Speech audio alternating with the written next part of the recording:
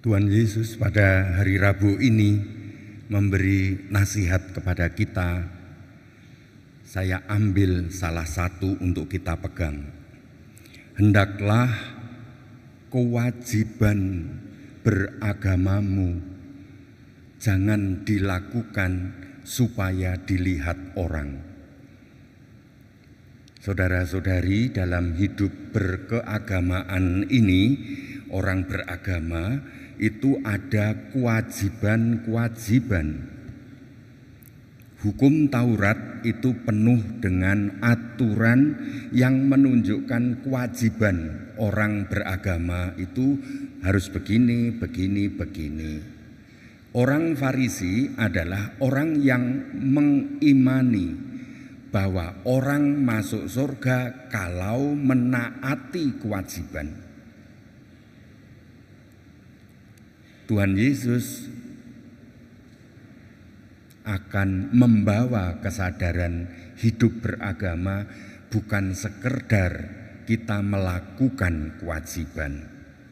Maka hari Minggu yang lalu kita juga ada aturan masa puasa, aturan puasa dan pantang. Yang berkewajiban untuk puasa adalah orang yang sudah berumur sekian sampai sekian. Yang wajib berpantang itu adalah anak-anak kita yang sudah umur 14 tahun sampai kita masih sampai lansia sekalipun. Kewajiban, tetapi bukan berarti kita sudah puas karena memenuhi kewajiban. Maka bagi orang Katolik, kita bukan sekedar pokoknya aku sudah memenuhi kewajiban. Dan lebih lagi, kita ini ada hal-hal yang perlu kita dalami selama masa Prapaskah ini.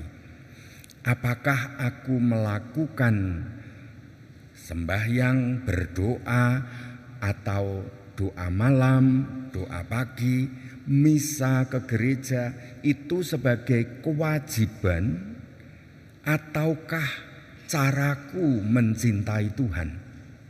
Itu hal yang berbeda. Kita berbuat baik itu supaya dilihat orang, itu berarti kalau dilihat orang, aku puas, aku lega, aku senang. Berarti tujuan aku berbuat baik untuk aku sendiri.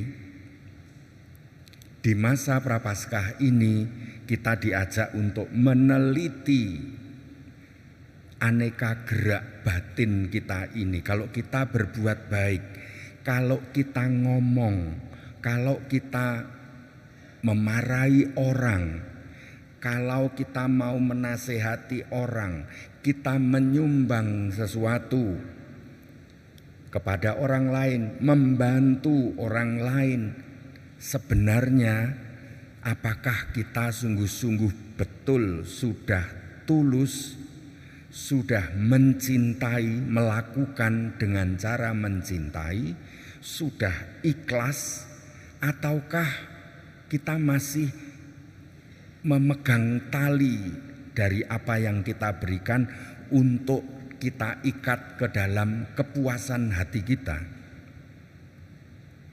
Saudara-saudari, masa puasa, pantang itu ada berbagai macam. Kita kebetulan dengan saudara-saudari kita umat Islam juga kita nanti akan barengan di masa puasa ini. Ada beberapa pertanyaan. Romo, apakah boleh saya puasa 40 hari seperti teman-teman muslim? Silahkan. Asal melakukan itu bukan sebagai kewajiban yang menakutkan bagi hati Anda, tetapi itu adalah cara kita mengenal diri kita dan cara kita mencintai Allah, cara kita bertobat, mau berubah, mau memperbaiki diri. Maka puasa jangan diartikan sebagai prestasi. Ada orang yang datang ke pastoran beberapa tahun sebelum pandemi merasa bersalah karena saya sudah maunya puasa, tetapi ke dokter dan disuruh minum obat. Saya ini minum air, pakai obat dan nyantol di leher pilnya. Lalu saya pakai makan buah, lalu saya makan. Apakah saya berdosa? Maka sebenarnya puasa kita bukan masalah itu. Puasa kita adalah masalah apakah kita mengenali nafsu-nafsu kita ini. Kalau kita pantang, jangan sampai pantang. Anda satu keluarga, kami pantang tidak merokok, mengurangi rokok, padahal satu keluarga tidak ada yang merokok. Ya itu bukan pantang. Tapi bagi perokok untuk mengurangi rokok atau tidak merokok bukan hanya masalah berapa batang atau tidak menyentuh rokok, bukan.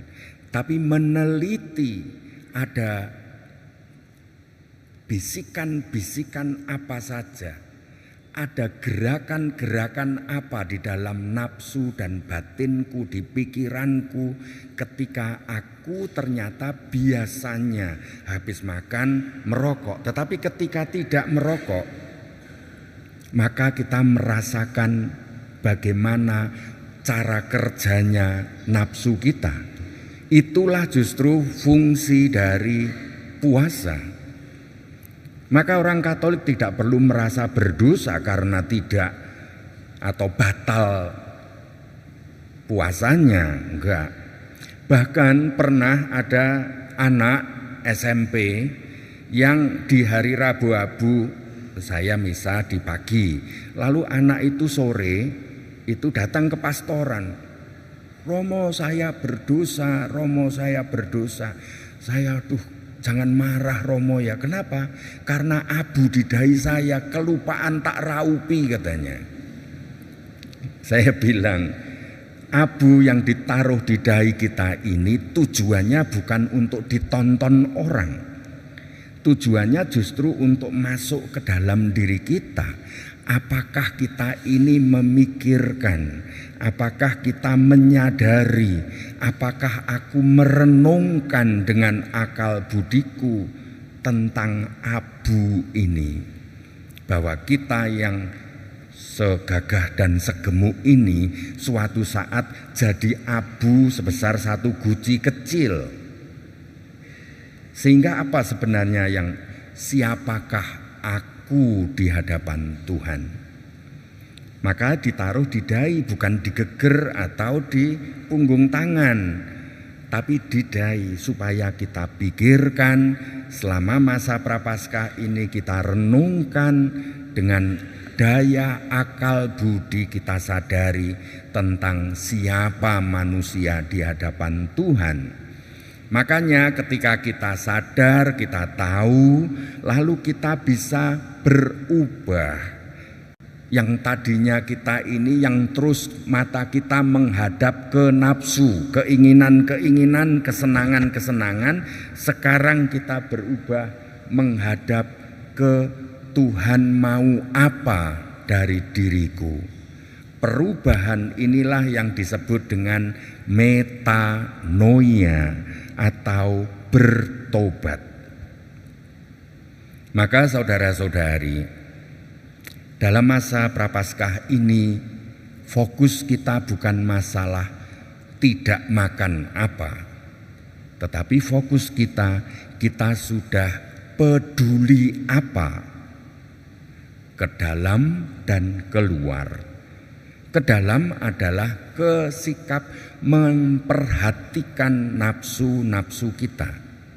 Kalau aku marah kok begini, kenapa ya aku kalau marah selalu memukul-mukul, membanting, kenapa ini ya?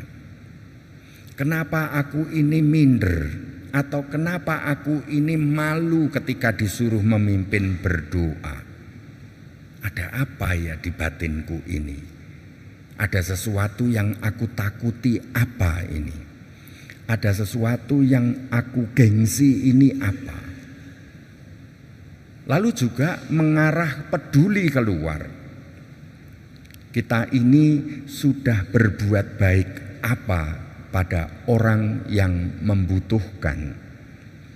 Apakah aku membiarkan orang lain kesusahan? Apakah aku mulai menggerakkan tanganku untuk menyentuh? Apakah aku mau meskipun tidak ada upahnya menggerakkan ujung bibirku untuk tersenyum sedikit pada orang yang tidak aku kenal ini?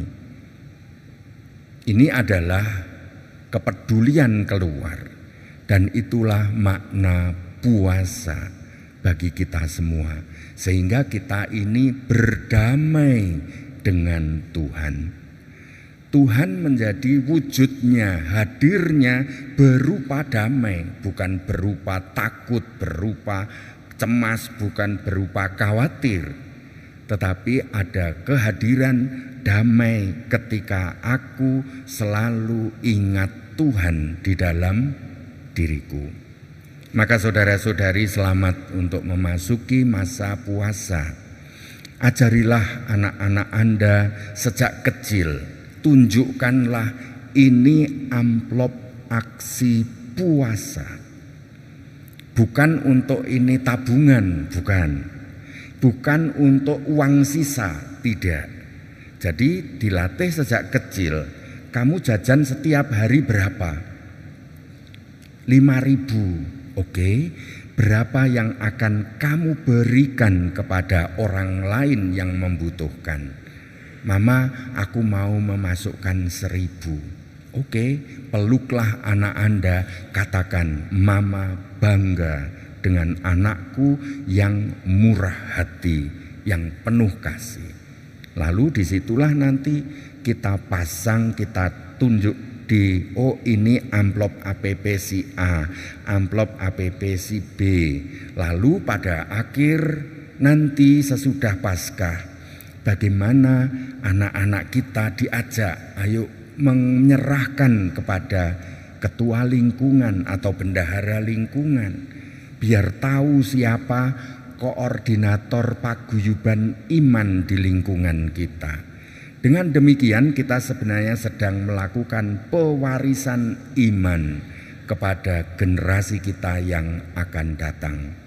Tuhan memberkati.